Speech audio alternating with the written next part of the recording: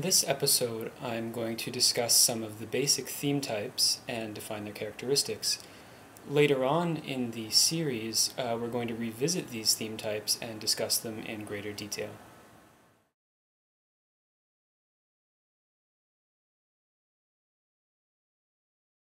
With the advent of the pre-classical era came what is now known as the Gallant Style. This saw a new transparency emerging in the music, which included, among other things, a declining emphasis on dense counterpoint, a tendency toward a simpler harmonic language more rooted in the tonic-dominant relationship, and a newfound symmetry in the construction of musical phrases. This last aspect is one of the most striking due to its implications in the study of musical form. The more regular and transparent divisions make the music much easier to deconstruct into its constituent formal units. Contrary to common belief, however, this does not mean that the music is formulaic, nor does it mean that it is inherently more simplistic.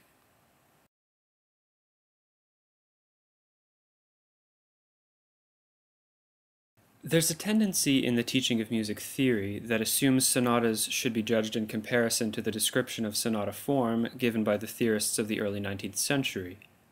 Of course, we have the triumphant declaration of Beethoven's student, Carl Czerny, who claimed to have been the first to describe the elements of the form. The analysis traditionally consists of the following: a main theme, a bridge or transition, a secondary theme, and a closing theme. These combine to form what is called the exposition. This is followed by a development section in which the material presented in the exposition is often combined and taken in a new direction. Following an emphatic passage on the dominant, the elements of the exposition are repeated in varying degrees of similarity to the opening. This is called the recapitulation. There are other features that do not always appear, but are common enough to be included in a general theory of sonata form. These include an introduction, multiple subordinate themes, an entirely new theme in the development section, and a coda. In the words of Charles Rosen, this theoretical approach leads to the assumption that divergences from the pattern are irregularities, and that early 18th century versions of the form represent an inferior stage from which a higher type evolved. This causes one to believe that Beethoven, for example, was simply expanding on an existing archetype, when in truth, his music makes it quite clear that for him, form was an organic and very dynamic element of music that depended on the specific material at hand, with or without reference to the aforementioned standard.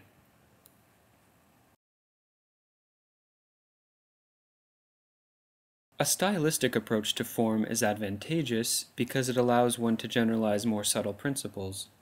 Without boundaries, the details would be so diverse that any attempt to categorize them would be fruitless. However, this approach leans toward the belief that the respective forms of two works from the same period are automatically more similar than those of works from two different eras. A simple illustration will clarify this point. In the allegro of Beethoven's first piano sonata, the transition beginning at measure 9 forms a gradual link between the respective characters of the opening theme and the first subordinate theme, using motivic material from the basic idea.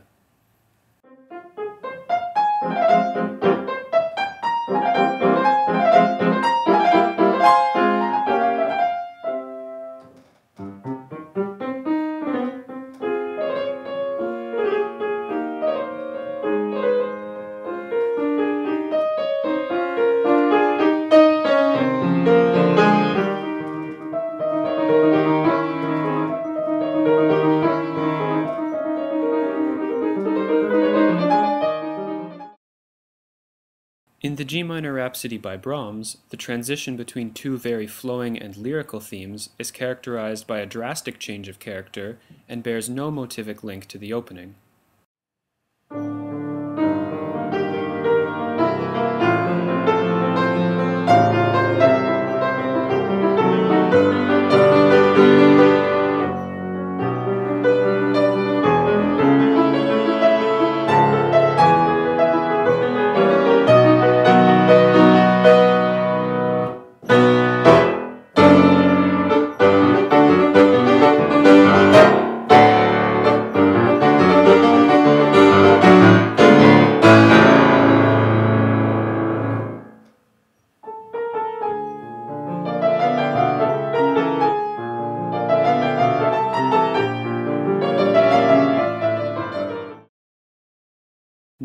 take the opening movement of Beethoven's Opus 2 No. 3 Piano Sonata. This is a work from the exact same time period as the first example, yet the transition resembles that of Brahms's G minor Rhapsody more than it does that of Beethoven's Opus 2 No. 1 Sonata.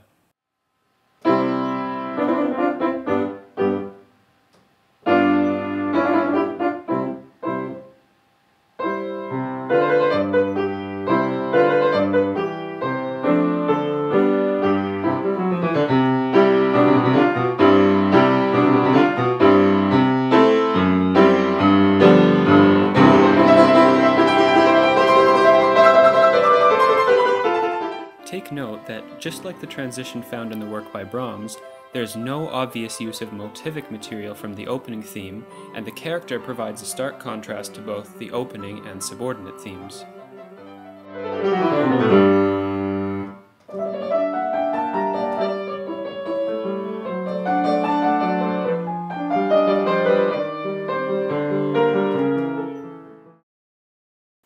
Based on stylistic principles, one might expect a greater similarity between the two Beethoven sonatas from Opus 2.